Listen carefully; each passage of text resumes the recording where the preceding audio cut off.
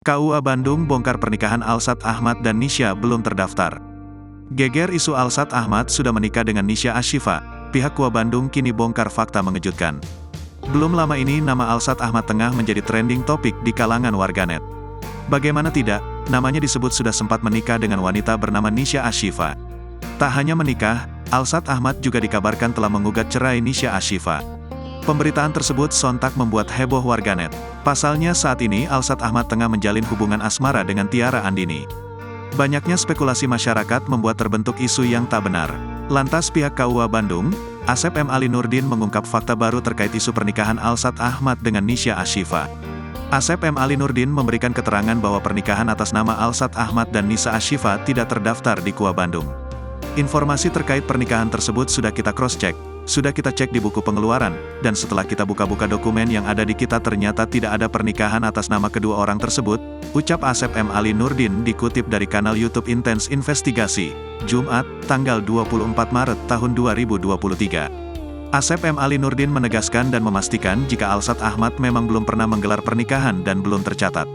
Sehingga bisa kita pastikan bahwasanya pernikahan antara Alsat dan Nisha tidak tercatat di KUA kami, sehingga kami tidak bisa membeberkan bukti tambahan lagi karena memang pernikahan itu tidak tercatat, dengan begitu bisa dipastikan tidak tercatat di kantor urusan agama kita, Bandung, jelas Asep M. Ali Nurdin. Kendati demikian, Asep mengungkapkan jika pernikahan Alsat Ahmad dan Nisha Ashifa sudah sah di mata hukum.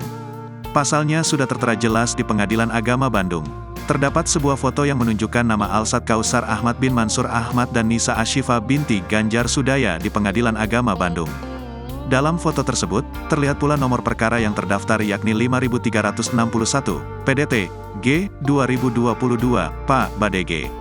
Ketika ditelusuri melalui SIPP PA Bandung, dapat dilihat bahwa pendaftaran perkara dilakukan pada tanggal 11 November tahun 2022. Sedangkan putusan cerai terjadi pada tanggal 2 Desember tahun 2022, dan pembuatan akta cerai dilakukan pada tanggal 28 Desember tahun 2022.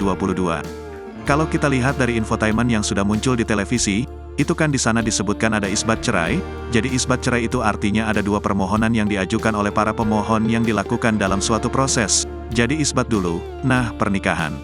Alsat dan Nisha itu sah di mata hukum, bebernya. Nah ketika itu udah sah di mata hukum, ditetapkan oleh majelis hakim baru dilanjut, dan diproses ke perceraian, makanya ada istilah isbat cerai, menetapkan pernikahan yang pernah terjadi sebelum yang tidak tercatat lalu dilanjutkan dengan proses perceraian, tandasnya.